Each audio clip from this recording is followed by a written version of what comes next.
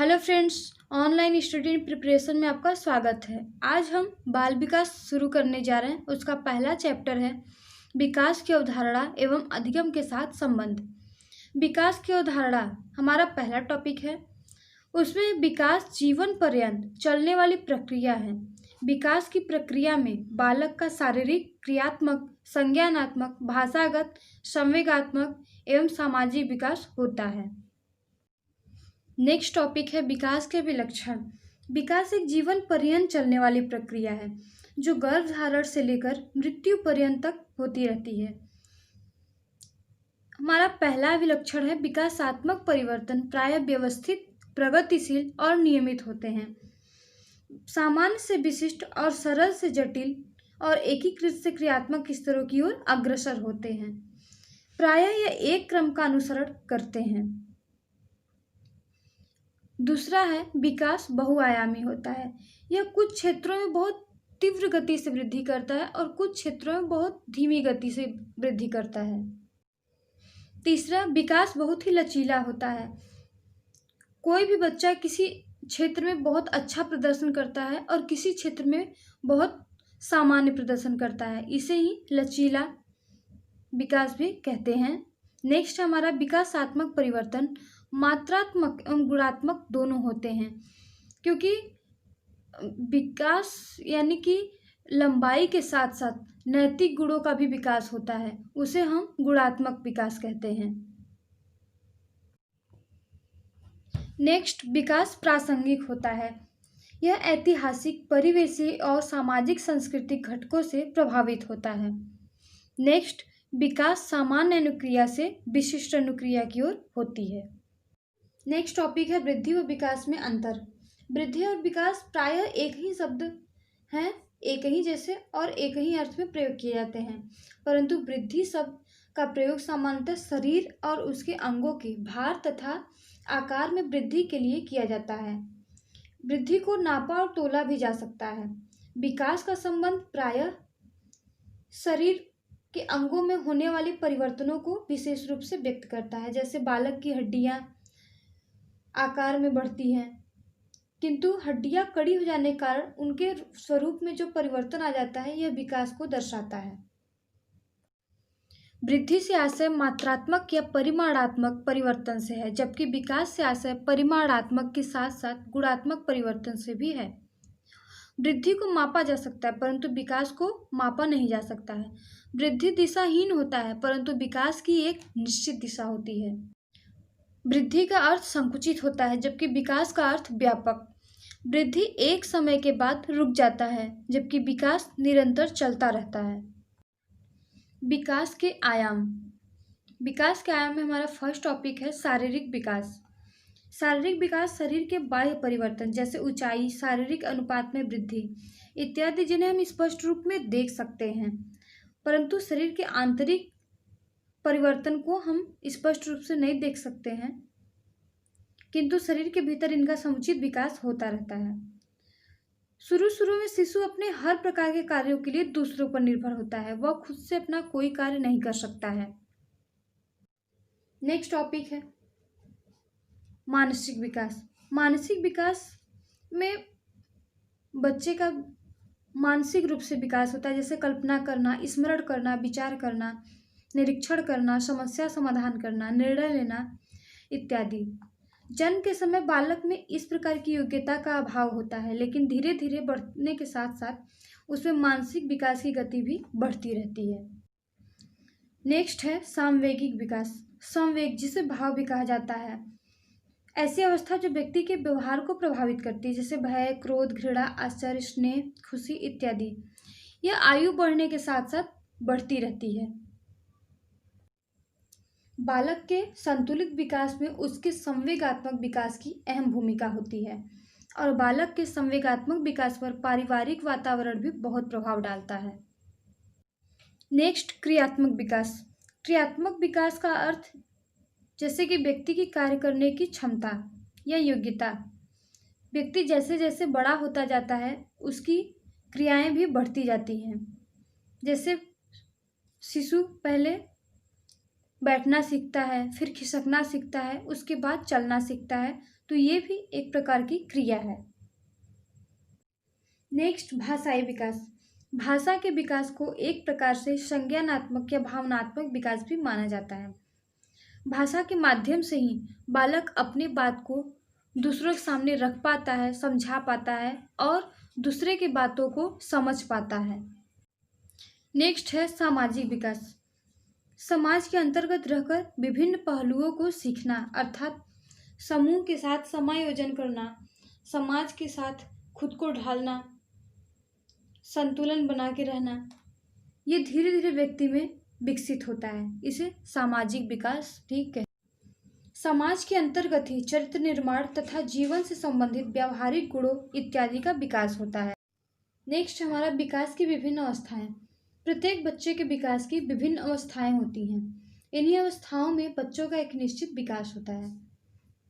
विकास की निम्न अवस्थाएं हैं: शैशवावस्था, जन्म से 2 वर्ष तक; प्रारंभिक बाल्यावस्था 3 से 9 वर्ष तक; मध्य बाल्यावस्था 6 से 9 वर्ष; उत्तर बाल्यावस्था 9 से 12 वर्ष; पूर्व किशोरावस्था प्रारंभिक 11 से 15 वर्ष तक; किशोरावस्था 15 से 19 वर्ष तक और वयस्क 18 के बाद। मुख्य रूप से हमारे 3 अवस्थाएं हैं: शैशवावस्था, बाल्यावस्था एवं किशोरावस्था। रास के अनुसार बालक के विकास की निम्नलिखित 4 महत्वपूर्ण अवस्थाएं होती हैं: शैशवावस्था 1 से 5 वर्ष, बाल्यावस्था 5 से 12 वर्ष, किशोरावस्था 12 से 18 वर्ष, प्रौढ़ावस्था 18 वर्ष से ऊपर। लेकिन मुख्य रूप से हम 3 अवस्थाओं को पढ़ते हैं: शैशवावस्था, बाल्यावस्था एवं किशोरावस्था। प्रमुख अवस्थाएं शैशवावस्था, बाल्यावस्था एवं किशोरावस्था, जिसमें कि गर्भावस्था भी आता है। मानव विकास की विभिन्न अवस्थाओं से होकर गुजरता है। विकास की प्रत्येक अवस्था विकासात्मक मनोविज्ञान के अध्ययन का एक महत्वपूर्ण विषय है, जिसमें गर्भावस्था प्रथम। गर्भावस्था 9 माह या लगभग 280 दिनों तक रहता है। शैशवावस्था 0 से 2 वर्ष, रास के अनुसार 1 से 5 वर्ष।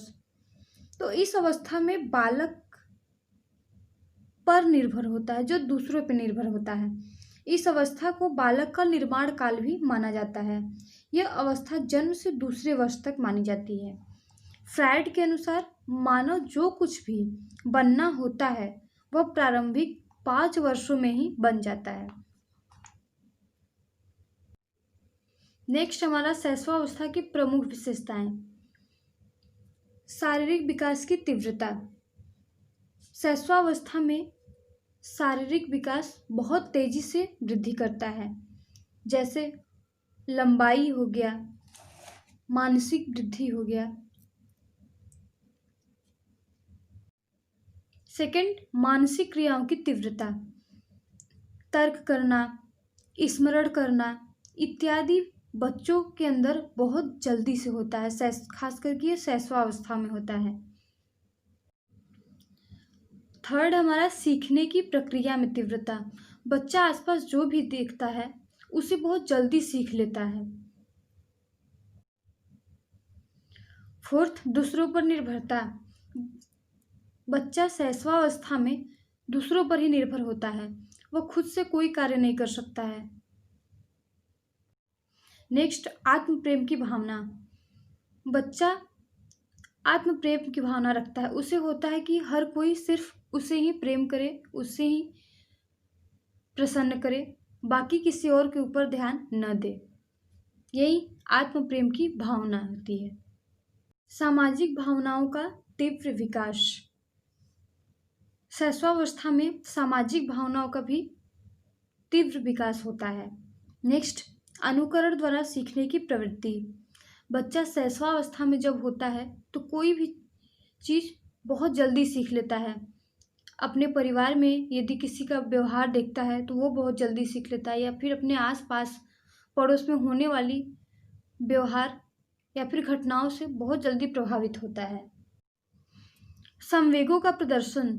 बच्चे को गुस्सा आता है तो वो गुस्सा स्पष्ट कर देता है, उसे खुशी होती है तो वो हंसता है, वो संवेगों का प्रदर्शन करता है, वो संवेगों का दमन नहीं कर पाता है।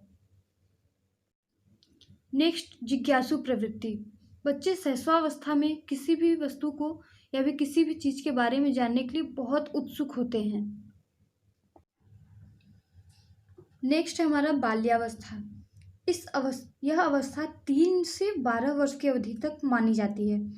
इस अवस्था में बालक अनेक अनोखे परिवर्तन करते रहते हैं या फिर अनेक अनोखे परिवर्तन होते रहते हैं उनके अंदर। इसलिए मनोवैज्ञानिकों ने उन्हें एक जटिल अवस्था भी माना है। बालक में नैतिकता भी विकसित होती है, जिससे वह उचित अनुचित का निर्णय कर सकता है। बालक आत्मनिर्भर होने के साथ साथ परिपक्व भी होने लगता है। इस अवस्था में मित्र बनाने की इच्छा प्रबल होती है। बाल्यावस्था को कुछ अन्य नामों से भी जाना जाता है, जिन्हें मनोवैज्ञानिकों ने दिया है जीवन का अनोखा काल। क्योंकि उनके जीवन में अनेक अनोखे परिवर्तन होते रहते हैं बाल्यावस्था में, इसलिए जीवन का अनोखा काल कहते हैं। मित्र बनाने की इच्छा। वो बाल्यावस्था में समूह में खेलना पसंद करते हैं, मित्र बनाना पसंद करते हैं, इसलिए मित्र बनाने की इच्छा। निर्माणकारी अवस्था। बच्चों को जो बनना होता है, धीरे धीरे कहीं न कहीं किसी न किसी रूप में वो धीरे धीरे उस तरफ अग्रसित होने लगते हैं। नेक्स्ट, प्रारंभिक विद्यालय की आयु। बच्चा बाल्यावस्था से ही विद्यालय जाना प्रारंभ करता है, सीखना प्रारंभ करता है। नेक्स्ट, समूह की आयु। बच्चा समूह में खेलना चाहता है, समूह में रहना चाहता है, इसलिए इसे समूह की आयु यानी कि गैंग एज भी कहते हैं। चुस्ती की आयु।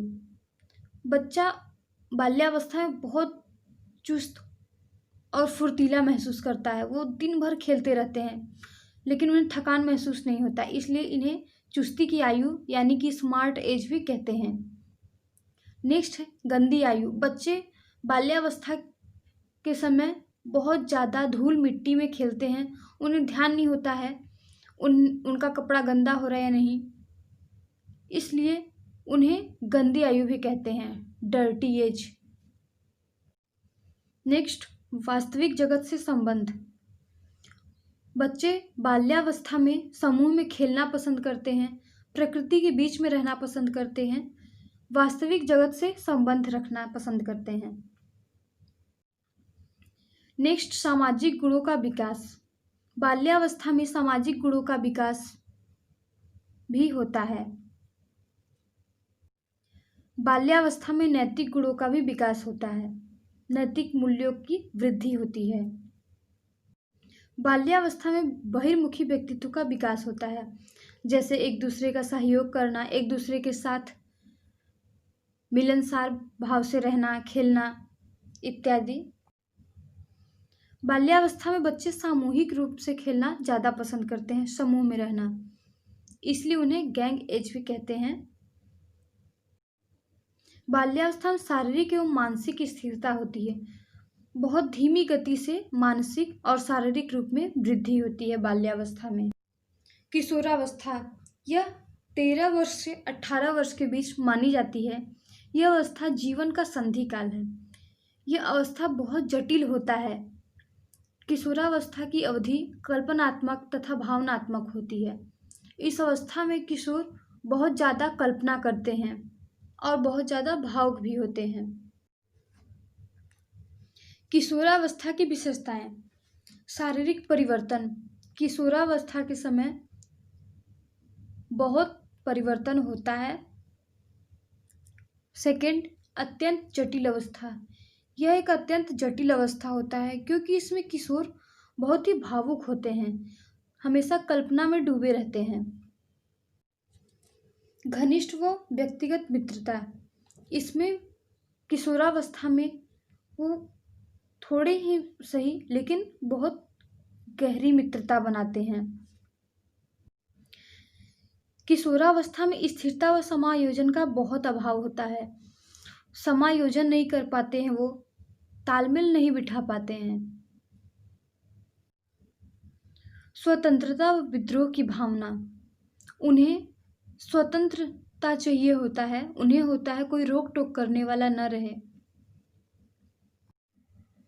काम शक्ति की परिपक्वता भी होती है। इसमें किशोरावस्था में रुचियों की परिवर्तन एवं स्थिरता होती है। बहुत सारे ऐसे रुचियाँ होती हैं जो बाद में आके किशोरावस्था में परिवर्तित हो जाती हैं। ईश्वर व धर्म में विश्वास रखते हैं वो। 12 से 18 वर्ष के बीच की अवस्था होती है। ये किशोरावस्था में ही बच्चे किसी गलत संगत या अपराध की दुनिया में निकल पड़ते हैं, नशा की ओर उन्मुख होते हैं। नेक्स्ट टॉपिक है हमारा वृद्धि तथा विकास को प्रभावित करने वाले कारक।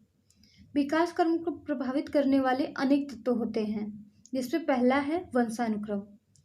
बालक का विकास वंशानुक्रम में उपलब्ध गुण एवं क्षमताओं पर निर्भर करता है। ये पैतृक गुण पीढ़ी दर पीढ़ी हस्तांतरित होते रहते हैं। बालक के कद, आकृति, बुद्धि, चरित्र इत्यादि वंशानुक्रम संबंधित विशेषताएं प्रभावित होती हैं। नेक्स्ट है वातावरण। वातावरण भी बालक के विकास को प्रभावित करता है। वातावरण के प्रभाव स्वरूप व्यक्ति में अनेक विशेषताओं का विकास होता है। शैशवावस्था से ही वातावरण बालक को प्रभावित करने लगता है। बालक के जीवन दर्शन एवं शैली का स्वरूप स्कूल, समाज, पड़ोस तथा परिवार के प्रभाव के परिणाम स्वरूप ही स्पष्ट होता है। धीरे धीरे बालक उस अवस्था को प्राप्त कर लेता है जिससे वह अपनी योग्यताओं एवं क्षमताओं के अनुसार वातावरण पर प्रभाव डालने में सक्षम होता है। नेक्स्ट, बुद्धि। कुशाग्र बुद्धि वाले बालकों का शारीरिक एवं मानसिक विकास मंद बुद्धि वालों की अपेक्षा अधिक तेज गति से होता है। लिंग। बालकों के शारीरिक एवं मानसिक विकास में लिंग भेद का प्रभाव भी पड़ता है। नेक्स्ट, अंतःस्रावी ग्रंथियां। बालक के शरीर में कई प्रकार की ग्रंथियां होती हैं, जिनमें से विशेष प्रकार के रस का स्राव होता है। यही रस बालक के विकास को प्रभावित करती हैं। यदि ये ग्रंथियां रस का स्राव ठीक प्रकार से न करें तो बालक का विकास अवरुद्ध हो जाता है। नेक्स्ट, हमारा पोषण। पोषण एक बहुत ही इम्पोर्टेंट फैक्टर है वृद्धि तथा विकास को प्रभावित करने। अगर किसी बच्चे का पोषण संतुलित है तब तो बच्चा विकास करेगा, लेकिन असंतुलित है तो बच्चे का विकास रुक जाएगा। वायु एवं प्रकाश, ये भी वृद्धि तथा विकास को प्रभावित करने में बहुत ही महत्वपूर्ण योगदान देते हैं। शरीर को स्वस्थ रखने के लिए स्वच्छ वायु की आवश्यकता होती है। अगर वायु स्वच्छ न मिले तो बालक बीमार हो जाता है। इसके अभाव से बालक का विकास रुक जाता है या बाधित हो जाता है। फ्रेंड्स, अगर आपको ये मेरी वीडियो पसंद आई हो तो please like, subscribe and comment करके बताएं।